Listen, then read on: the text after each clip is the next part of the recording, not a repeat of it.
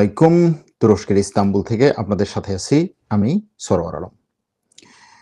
মার্কিন যুক্তরাষ্ট্র এবং ইরানের মধ্যে চলমান গত এই 15 দিনের যুদ্ধের একটা হিসাব দিয়েছেন ইরানের বিপ্লবী গার্ডের মুখপাত্র। তিনি যে হিসাবটি দিয়েছেন সেটা শুনলে হয়তো আপনি নিজেও আঁতকে উঠতে পারেন। গত 15 দিনে, আসলে 15 দিনও না, 11 দিনে তার দাবি অনুযায়ী ইরান মার্কিন যুক্তরাষ্ট্রের কমপক্ষে 11টা বিমান ধ্বংস করেছে। শুধু তাই না, এর বাইরেও আরো বিভিন্ন সামরিক স্থাপনা ধ্বংসের যে চিত্র, যে বয়ান, যে বর্ণনা তিনি করেছেন, আজকে সেটাও আপনাদেরকে জানাবো। ওদিকে ক্যাসপিয়ান সাগরে ইরানের একটা জাহাজের উপরে আক্রমণ করেছে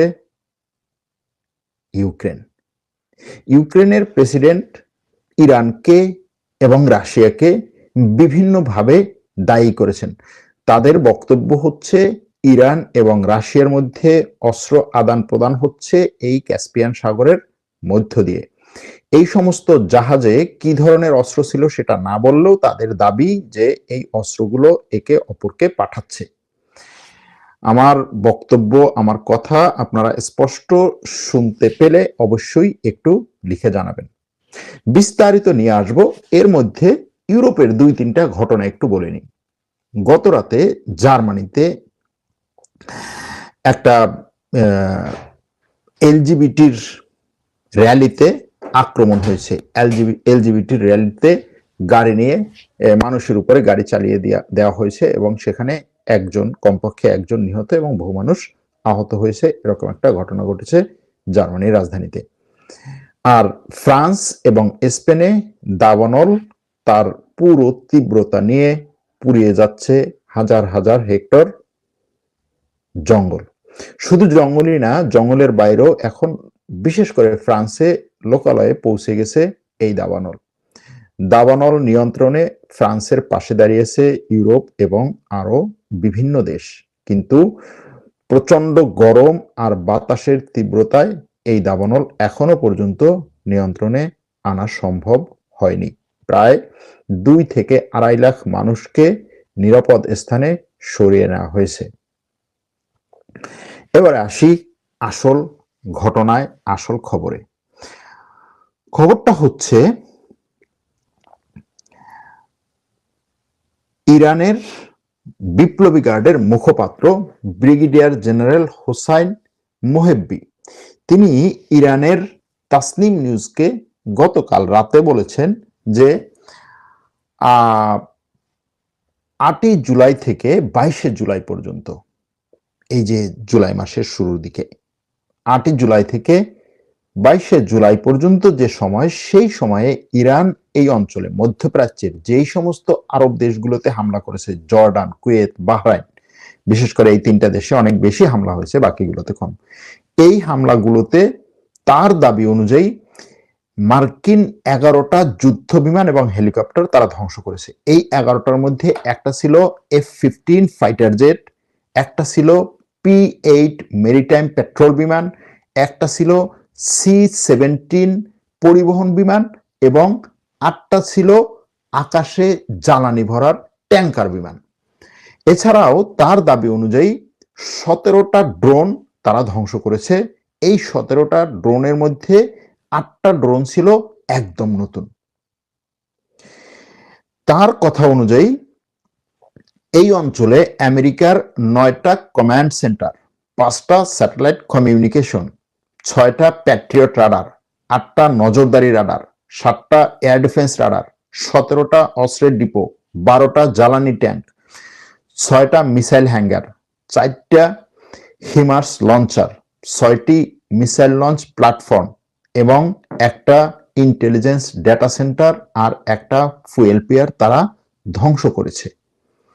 ইরানের এই বক্তব্য অনুযায়ী গত 11 দিনে এই অঞ্চলে, বিশেষ করে এই আরব দেশগুলোতে মার্কিন ঘাঁটির যে ধ্বংস চিত্র, তা এর আগের 4 মাসের যুদ্ধের সময়ের সাথে তুলনা করলে তার চেয়ে অনেক বেশি। সুতরাং ইরানের এই দাবি যদি সঠিক হয় তাহলে বলা যায় যে এই 15 দিনে ইরান এত পরিমাণ প্রিসাইজ আক্রমণ, যেটা অর্থাৎ টু দ্য পয়েন্ট আক্রমণ করতে পেরেছে, যেটা এর আগে হয়নি। এবং আমেরিকা যেই পরিকল্পনা নিয়ে নেমেছিল যে আমরা আমাদের অস্ত্র ভান্ডার পূর্ণ করব, যথেষ্ট পরিমাণে তেল নেব, তারপরে ইরানের উপরে আক্রমণ চালাবো নতুন করে, সেই নতুন করে আক্রমণেও এবার বিষয়টা পুরো উল্টো হয়েছে। ইরান আরো প্রস্তুতি নিয়ে আরো কড়াভাবে আক্রমণ করেছে এবং তার বক্তব্য অনুযায়ী এই আক্রমণগুলোতে 200-র বেশি মার্কিন সৈন্য হতাহত হয়েছে। এই হতাহতের মধ্যে কতজন আহত, কতজন নিহত হয়েছে এই কথা তিনি বলেননি, কিন্তু তার দাবি 200-র বেশি মার্কিন সৈন্য হতাহত হয়েছে। এই দাবিটা কিছুটা বাস্তব বলা যায় এজন্য যে কয়েকদিন আগে মার্কিন গণমাধ্যম বলেছিল যে এই যুদ্ধে, এই যে শেষের 15 দিন, এই যুদ্ধে আমেরিকার 18 জন সৈন্য, এই যুদ্ধে আমেরিকার 4-5 জন সৈন্য নিহত হয়েছে, টোটাল 18 জন। এই যুদ্ধে আমেরিকার 4-5 জন সৈন্য নিহত হয়েছে, তবে বহু সৈন্য আহত হয়েছে। তাদের মধ্যে অনেকে চিকিৎসা নিয়ে আবার যুদ্ধে ফিরেছে, অনেকে এখনো চিকিৎসা নিচ্ছে, সংখ্যাটা তারা বলেনি। তবে ইরানের দাবি যে 200 আমেরিকান সৈন্য হতাহত হয়েছে। এমনকি তাদের কথা আহতের সংখ্যাটা এর চেয়েও আরো বেশিও হতে পারে। তিনি বলছেন যুক্তরাষ্ট্র হতাহতের যে সংখ্যা প্রকাশ করেছে সেটা সম্পূর্ণ মিথ্যা, এবং তার বক্তব্য অনুযায়ী মধ্যপ্রাচ্যের এই অঞ্চলে আমেরিকার 8টা ঘাঁটিতে তারা আক্রমণ করেছে। মধ্যপ্রাচ্যের এই অঞ্চলে 8টা ঘাঁটিতে তারা আক্রমণ করেছে বলে তিনি দাবি করেছেন। তার এই দাবির পেছনে স্যাটেলাইট চিত্র অথবা আমেরিকার সৈন্যদের চিত্র যদিও ইরানের পক্ষ থেকে প্রকাশ করা হয়নি, তবে তিনি বলছেন যে এই 8টা ঘাঁটির মধ্যে কমপক্ষে একটাতে 20টা শেল্টার তারা ধ্বংস করেছেন। এছাড়াও তিনি বলছেন যুক্তরাজ্য অর্থাৎ ব্রিটেন এবং উপসাগরীয় আরব দেশগুলো যদি যুক্তরাষ্ট্রকে সহায়তা করে তাহলে সেগুলোও হবে তাদের বৈধ টার্গেট। তিনি বলছেন, তাকে প্রশ্ন করা হয়েছে যে যুক্তরাজ্য তো অনেক দূরে, ব্রিটেন অনেক দূরে, এখানে আপনি কিভাবে আক্রমণ করবেন? তিনি বলছেন যে ব্রিটেন থেকে B-1 বোমারু বিমান যেগুলো এই মধ্যপ্রাচ্যে পাঠানো হয়েছে, সেই বিমানগুলো পাঠানোর মাধ্যমে যদি খবর সঠিক হয় এবং সেই বিমানগুলো দিয়ে যদি ইরানের বিরুদ্ধে আক্রমণ করা হয়, তাহলে যুক্তরাজ্য এই যুদ্ধে ইরানের বিরুদ্ধে সরাসরি অবস্থান নিচ্ছে বলে আমরা মনে করব এবং যুক্তরাজ্যের বিরুদ্ধে আমরা অ্যাকশনে যাব। এবং কি ধরনের অ্যাকশনে যাবে তার কথা প্রত্যেকটা দেশের বিরুদ্ধে আমাদের ভিন্ন ভিন্ন সিনারিও প্রস্তুত আছে, তাদের কোন জায়গার কোথায় টার্গেট করা হবে। যুক্তরাজ্যে গিয়ে আমাদের টার্গেট করার দরকার নাই, এই অঞ্চলে যুক্তরাজ্যের কোথায় কোন ঘাঁটিগুলো আছে সেই তথ্য আমরা জানি এবং সেগুলোতে কিভাবে আক্রমণ করতে হয় সেটাও আমাদের জানা আছে, এটা তার কথা। আর ইসরায়েলকেও হুঁশিয়ারি করে দিয়ে তিনি বলেছেন যে ইসরায়েল যদি আবারও হামলা করে তাহলে এবার ইসরায়েলকে আরো কঠোর শাস্তি দিবে ইরান। এবং তার কথা অনুযায়ী এর আগের বারের শাস্তি পেয়ে ইসরায়েল বুঝছে যে এখানে আর হামলা করা তার ঠিক হবে না, সুতরাং ইসরায়েলকে তিনি এই কথা বলছেন। তিনি আরেকটা চ্যালেঞ্জ ছুড়ে দিয়েছেন যে আমাদের এই দাবির বিরুদ্ধে যদি কোনো গণমাধ্যম, কোনো পত্রপত্রিকা যদি কোনো ধরনের চ্যালেঞ্জ নিতে চায় তাহলে আমরা তাদেরকে এই লোকেশনগুলো বলে দেব এবং তারা যদি সাহস থাকে গিয়ে আরব দেশগুলোর এই লোকেশনগুলোতে দেখুক যে আমরা যে ক্ষয়ক্ষতির কথা বলেছি সেটা হয়েছে কি না। এখন এর মধ্যে গুরুত্বপূর্ণ একটা দাবি নিয়ে, বড় একটা দাবি নিয়ে সামনে এসেছে ইউক্রেনের প্রেসিডেন্ট জেলেনস্কি বলছে যে তারা ইরানের একটা জাহাজে হামলা চালিয়েছে। তার কথা অনুযায়ী ইরানের ওই জাহাজটি ইরান থেকে রাশিয়ায় অস্ত্র সাপ্লাই দিত। ইরানের জাহাজ ইরান থেকে রাশিয়ায় অস্ত্র সাপ্লাই দিতে যাচ্ছিল। এই জাহাজে হামলার কথা স্বীকার করেছে ইরানও। ইরানের পক্ষ থেকে বলা হয়েছে এই জাহাজে হামলার মাধ্যমে ইরানের বেসামরিক জাহাজে হামলা করার মাধ্যমে ইউক্রেন আন্তর্জাতিক সব আইন সীমা সবকিছু লঙ্ঘন করেছে এবং এটার শাস্তি ইউক্রেনকে পেতে হবে। এটার জন্য এই জাহাজে হামলার বিরুদ্ধে ইউক্রেনের ডিপ্লোম্যাটদেরকেও ইরান তলব করেছে এবং তাদেরকে হুঁশিয়ারি করে দিয়েছে। কিন্তু প্রশ্ন হচ্ছে, ইরান থেকে রাশিয়ায় এই মুহূর্তে অস্ত্র দেওয়া সম্ভব কিনা। ইরান নিজেই যেখানে পুরোদমে একটা যুদ্ধে ব্যস্ত, সেখানে সে রাশিয়ার কাছে কি ধরনের অস্ত্র পাঠাতে পারে বা অস্ত্র পাঠাচ্ছেই কিনা আদৌ। তবে ইউক্রেনের প্রেসিডেন্টের আরো কয়েকটা বড় বড় দাবি আছে, ক্লেইম আছে। সেগুলোর মধ্যে সবচেয়ে বড় হচ্ছে যে রাশিয়া ইরানকে স্যাটেলাইটের মাধ্যমে ব্যাপকভাবে সহায়তা করছে। তার কথা অনুযায়ী রাশিয়ান স্যাটেলাইট উপসাগরীয় আরব দেশগুলো এবং সেখানে অবস্থিত মার্কিন সামরিক ঘাঁটিগুলোর সক্রিয় নজরদারি করছে। এই নজরদারি করার সময় সেখানকার স্যাটেলাইট চিত্রগুলো ইরানের কাছে পাঠাচ্ছে, যে কারণে ইরান তাৎক্ষণিকভাবে খবর পেয়ে যাচ্ছে যে কোন ঘাঁটিতে এই মুহূর্তে কি চলছে, কোন ঘাঁটিতে এই মুহূর্তে কতগুলো রিফুয়েলিং বিমান আছে, কোন জায়গায় আছে, এক্সাক্ট লোকেশনটা কি, এবং সেই লোকেশন নির্ধারণ করে ইরান তার ড্রোন এবং মিসাইল হামলাগুলো চালাচ্ছে। এই ড্রোন এবং মিসাইল হামলার পরে সেখানে কি ধরনের ক্ষয়ক্ষতি হচ্ছে, ক্ষয়ক্ষতি আদৌ হয়েছে কিনা, সেখানকার এই যুদ্ধ বিমানগুলো অন্য কোথাও সরানো হয়েছে কিনা, এই ব্যাপারেও রাশিয়ার স্যাটেলাইট ইরানকে তথ্য দিচ্ছে। এটা হচ্ছে ইউক্রেনের প্রেসিডেন্টের দাবি। তার কথা হচ্ছে, রাশিয়ার স্যাটেলাইট ইমেজারি এবং ইরানের হামলার মধ্যে স্পষ্ট মিল আছে, এটা তাদের গোয়েন্দা সংস্থা জানতে পেরেছে। সুতরাং এই হামলার আগের প্রস্তুতি এবং পরের ক্ষয়ক্ষতি যাচাই, এই দুই ক্ষেত্রেই ইরান এবং রাশিয়া একত্রে কাজ করছে। তার কথা অনুযায়ী শুধুমাত্র জুলাই মাসের 19 তারিখ এবং 20 তারিখ এই দুই দিনেই রাশিয়ার স্যাটেলাইটের নজরে ছিল 4টা বিমান ঘাঁটি, তার মধ্যে বাহরাইনে 2টা, জর্ডানে 1টা এবং কুয়েতে 1টা। আর ইরানের আক্রমণের তথ্য থেকে দেখা যায় যে এই দুই দিনে ইরান বাহরাইনের 2টা, জর্ডানের 1টা, কুয়েতের 1টা ঘাঁটিতে ব্যাপক পরিমাণে আক্রমণ করেছে। সুতরাং তার কথা হচ্ছে, এখানে উদ্দেশ্যটা স্পষ্ট। রাশিয়া ইরানকে ব্যাপক পরিমাণে এই স্যাটেলাইট সার্ভিস এবং গোয়েন্দা তথ্য দিচ্ছে, ইরান রাশিয়াকে আরো বেশি ড্রোন দিচ্ছে, যেই ড্রোন নিয়ে রাশিয়া ইউক্রেনের উপরে আক্রমণ করছে। প্রশ্ন হচ্ছে, ইউক্রেনের কাছে এই তথ্য কে দিচ্ছে, অথবা আসলেই ইউক্রেন যে তথ্যের কথা বলেছে সেটা সঠিক কিনা। যদি সঠিক হয় তাহলে ইউক্রেনের গোয়েন্দা সংস্থা এগুলোকে কার কাছ থেকে পাচ্ছে?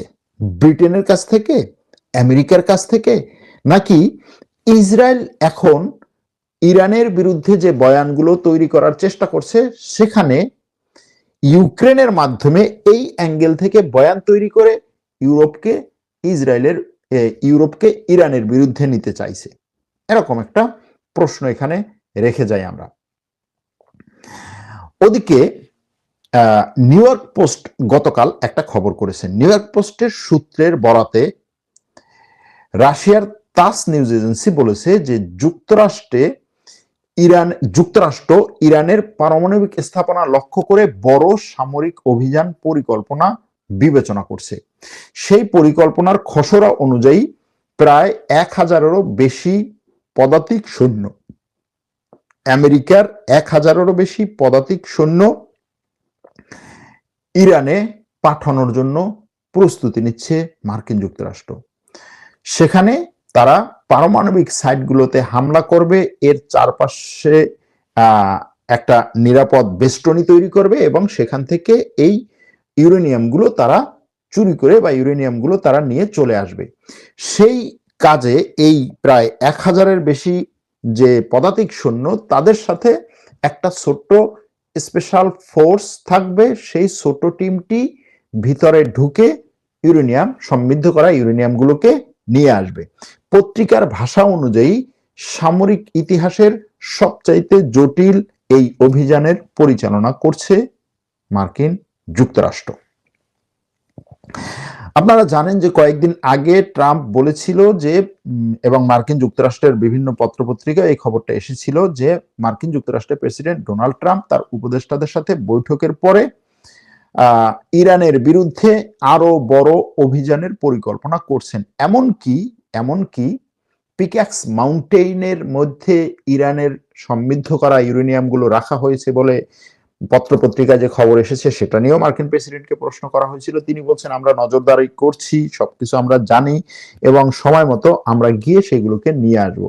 সেই কথার উপরে ভিত্তি করে এই যে খবর, এই খবরটা এখন নতুন করে চাউর হচ্ছে। তবে এর সাথে আরো একটা খবর আসছে, সেটা হচ্ছে যে এই পরিকল্পনা করার পর মার্কিন যুক্তরাষ্ট্রের প্রেসিডেন্ট তার উপদেষ্টাদের মধ্যে যারা এই ইসরায়েলের লবি করে মার্কিন প্রশাসনে, তাদের সাথে বৈঠকে এটা তারা সিদ্ধান্ত নিয়েছিল। কিন্তু মার্কিন যুক্তরাষ্ট্রের সেনাপ্রধান ট্রাম্পকে বলেছেন যে আমাদের হাতে যথেষ্ট পরিমাণে মিসাইল নেই, আমাদের এই মধ্যপ্রাচ্যে যে পরিমাণ মিসাইল, রাডার, বিমান ধ্বংস হয়েছে, সেখানে নতুন করে বড় আকারে ইরানের বিরুদ্ধে আক্রমণ করতে গেলে যে প্রস্তুতি দরকার, আমরা এখন সেই প্রস্তুতিতে নেই, আমাদের সময় দরকার।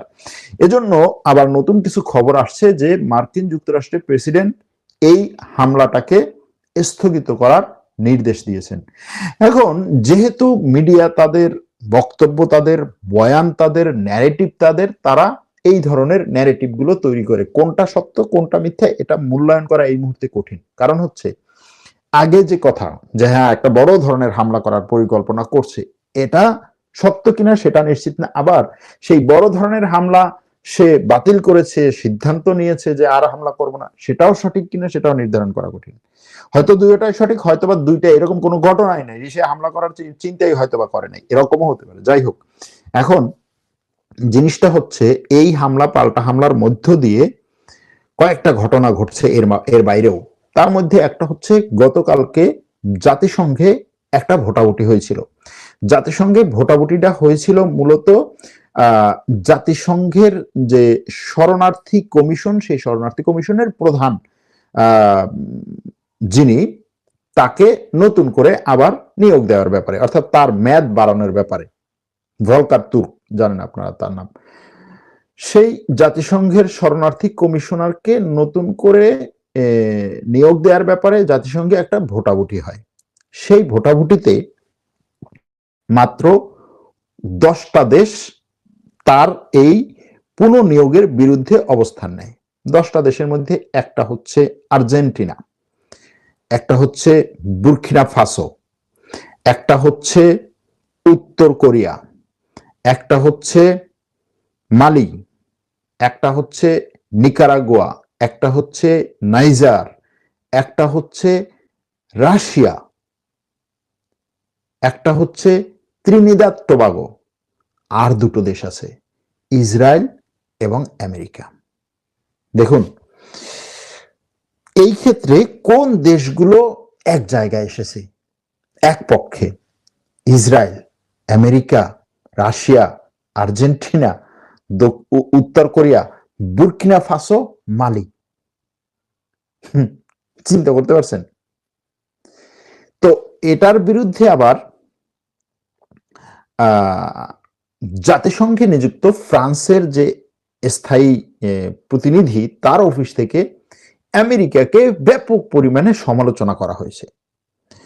তাদের এক্স হ্যান্ডেলে বলা হয়েছে যে আমেরিকা ইতিহাসে এই প্রথম সে মানবাধিকারের বিরুদ্ধে, সে শরণার্থী, জাতিসংঘের শরণার্থী সংস্থার বিরুদ্ধে যেতে গিয়ে এমন সব দেশের পর্যায়ে নিজেকে নামিয়ে নিয়ে এসেছে যে সে যেগুলোর বিরুদ্ধে বিরোধিতা করত, যেমন উত্তর কোরিয়া ত্রাণ, মানবাধিকার, তারপরে হচ্ছে মানবিক সহায়তা, এগুলোর বিরুদ্ধে তাদের কথা অনুযায়ী এতদিন পর্যন্ত সমালোচনা করা হতো। রাশিয়া, ঠিক আছে, এগুলোর বিরুদ্ধে সমালোচনা করা হতো। তাদের পর্যায়ে চলে এসেছে আমেরিকা, বা তাদের সাথে এখন একই ঘরে একই গ্রুপে আছে। এটা নিয়ে ব্যাপক পরিমাণে সমালোচনা করছে ফ্রান্স, এবং ফ্রান্সের এই সমালোচনার বিরুদ্ধে আবার আমেরিকাও মোটামুটি সোচ্চার হচ্ছে। এরকম এই যে ডিপ্লোম্যাটিক তর্ক বিতর্ক, এগুলো চলে বিভিন্ন দেশের মধ্যে। এই মুহূর্তে আরেকটা এই ধরনের ডিপ্লোম্যাটিক তর্ক বিতর্ক চলছে মূলত ইসরায়েল এবং ইউরোপের কিছু দেশের সাথে। আপনারা জানেন যে আইসিসির যে প্রসিকিউটর ছিলেন তিনি ইসরায়েলের বিরুদ্ধে ব্যাপক পরিমাণে নিয়ে এসেছিলেন, অনেক দলিল দস্তাবেজ নিয়ে ইসরায়েলের প্রধানমন্ত্রীর বিরুদ্ধে একটা গ্রেফতারি পরোয়ানা নিয়ে এসেছিলেন আইসিসির প্রসিকিউটর। তাকে পরবর্তীতে আমেরিকা ব্যাপক পরিমাণে তার উপরে চাপ সৃষ্টি করে, তারপরে হচ্ছে ইসরায়েল ব্যাপক পরিমাণে তার উপরে চাপ সৃষ্টি করে, এমনকি আইসিসির উপর থেকে আমেরিকা আইসিসিকে যে পরিমাণ টাকা পয়সা বা অনুদান দিত সেটাও বন্ধ করে দেয়। তারপরে হচ্ছে আইসিসিকে পর্যন্ত নিষেধাজ্ঞা দিবে আমেরিকা, এরকম ঘোষণা আসে। শেষ পর্যন্ত তার বিরুদ্ধে, ওই প্রসিকিউটরের বিরুদ্ধে কি নিয়ে আসা হয় যে সে যৌন কেলেঙ্কারির সাথে জড়িত। তাকে এই যৌন কেলেঙ্কারির নাম দিয়ে তাকে তার পদ থেকে সরিয়ে দেয়া হয়েছে, এবং তার পদ থেকে সরিয়ে দেওয়ার পরে এটা নিয়ে ব্যাপক পরিমাণে উল্লাস করেছে এই নেতানিয়াহু। বলছে হ্যাঁ, চমৎকার একটা কাজ হয়েছে, এই কাজই তো দরকার, এই কাজই তো হওয়া উচিত। এরকম ভাবে এই জিনিসগুলো চলছে। ওদিকে ইসরায়েলের কট্টর উগ্র অভ্যন্তরীণ নিরাপত্তা মন্ত্রী ইতামার বেন গভির, জানেন মাথায় একটা ওই যে তাদের ইসরায়েলি ইহুদিদের যে টুপি পরা, সেই টুপি পরে ব্যাপক পরিমাণে, মানে সে কত উগ্র এটা তো আপনারা ভালো করেই জানেন। তো তার বাসার কাছে গতকালকে ড্রোন হামলা হয়েছে, এবং ড্রোন হামলায় তার বাসার আশেপাশের কিছু জায়গা ধ্বংস হয়েছে, কিন্তু তার বা তার পরিবারের কারো কোনো ক্ষয়ক্ষতি হয়নি, এটা ইসরায়েলি গণমাধ্যম দাবি করছে। তো এই ধরনের হামলা কামলায় আসলে কতটা ক্ষয়ক্ষতি হয় এটা পরবর্তীতে বোঝা যায়। সাথে সাথে অনেক সময় এরকম হয় যে না, তার অমুকের কোনো কিছু হয়নি, পরবর্তীতে বলে সে হালকা একটু অসুস্থ হয়েছে, তারপর বলে যে হ্যাঁ সে হাসপাতালে আছে, তারপরে দেখা যায় কয়েকদিন পরে বলে যে সে আসলে অক্কা পেয়েছে।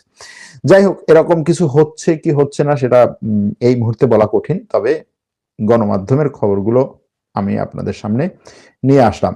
আমার মনে হয় মোটামুটি যে বক্তব্যগুলো নিয়ে আসার চেষ্টা করেছিলাম আজকে এগুলোই। এর বাইরে যদি আপনাদের কোনো প্রশ্ন থাকে সেগুলোর উত্তর দেওয়ার চেষ্টা করতে পারি। মিশরে কি আমেরিকার ঘাঁটি নাই? সেখানে তো কোনো হামলা হয় না। মিশরে আমেরিকার ঘাঁটি না থাকলেও আমেরিকার সৈন্যরা আছে, কিন্তু সেখানে বড় ধরনের হামলা হচ্ছে না। এই মধ্যপ্রাচ্যের কোথায় আমেরিকার কি কি ঘাঁটি আছে এটা নিয়ে আমি একটা ভিডিও নিয়ে আসবো, দেখি খুব শীঘ্রই নিয়ে আসতে পারি সেই ভিডিওটি। পরবর্তীতে এটা সম্পর্কে বিস্তারিত জানবেন। জাপানের সাইতামা থেকে দেখছি, বলছেন এক দর্শক, আমেরিকাকে চাপে রাখার জন্য, ভূ রাজনৈতিকভাবে দুর্বল করার জন্য চীন এখন ঢালাওভাবে ইরানকে সহায়তা করছে না কেন? আপনার মতামত আশা করছি, কারণ চীন এই যুদ্ধ যত চলবে তত অনেক বেশি এই জ্বালানির দিক থেকে ক্ষতিগ্রস্ত হচ্ছে, এরকম একটা ব্যাপার আছে। আর চীন ধীর চলো নীতিতে বিশ্বাস করে, সে ধুমধাম করে কোনো সিদ্ধান্ত নেয় না, সে আস্তে আস্তে সিদ্ধান্ত নেয়। আমেরিকার কতগুলো স্থাপনা আছে মধ্যপ্রাচ্যের দেশগুলোতে, এটা নিয়ে বললাম যেটা, যে ভিডিও নিয়ে আসবো খুব শীঘ্রই। ভাই, রাশিয়া এখন পড়াশোনা করার জন্য যাওয়া ঠিক হবে কিনা বলুন। হ্যাঁ, যাওয়া ঠিক হবে, সমস্যা নেই। আজকে প্রথম কমেন্ট করলাম, লাইভটা আগের মতো বড় করবেন, তাহলে সুন্দর বিশ্লেষণ শুনতে পারি। আল্লাহ তুমি সহায় হও এই মুসলিম বিশ্বের প্রতি। দিনাজপুর থেকে দেখছি, পাকিস্তানের সাথে পারমাণবিক চুক্তি স্বাক্ষরিত হচ্ছে, পাকিস্তানের সাথে এটা নিয়ে আলোচনা শুনতে চাই। কার সাথে পারমাণবিক চুক্তি স্বাক্ষরিত হচ্ছে এটা আমি জানি না। ইরান মার্কিন রণতরী ও যুদ্ধজাহাজে আক্রমণ করে না কেন? ইরানের টার্গেটের মধ্যে মার্কিন রণতরী এবং যুদ্ধজাহাজ ওই টার্গেট সীমানার মধ্যে খুব সম্ভবত নাই, এবং সেখানে ব্যাপক পরিমাণে এয়ার ডিফেন্স সিস্টেম মোতায়েন করে রেখেছে। আপনার সংবাদ শুনে মনে শান্তি পাই, শোনা যাচ্ছে আমেরিকার পরবর্তী টার্গেট কি সৌদি আরব? জানি না। রাশিয়া সমঝোতা হওয়ার আগে যুদ্ধে তো মার্কিন অনেক বিমান ড্রোন ধ্বংস করেছিল, কিন্তু এখন তো একটাও পারতেছে না। কোন সমঝোতা হওয়ার আগে? আমি যেটা বলছি আজকে সেটা হচ্ছে এই জুলাই মাসের 2 তারিখ থেকে শুরু হওয়া নতুন যে যুদ্ধ বা জুলাই মাসের 8 তারিখ থেকে শুরু হওয়া নতুন যে যুদ্ধ, নতুন যে আক্রমণ, সেটার কথা। জুলাই মাসের 8 তারিখ থেকে আজ পর্যন্ত যে ধ্বংসযজ্ঞের কথা ইরান বলছে, যে সমস্ত জিনিস ধ্বংস করার কথা বা ধ্বংস হওয়ার কথা ইরান বলছে, আমি সেগুলো বললাম আজকের এই লাইভে। আজ তাহলে এখানেই শেষ করছি। ভালো থাকবেন, সুস্থ থাকবেন। আল্লাহ হাফেজ।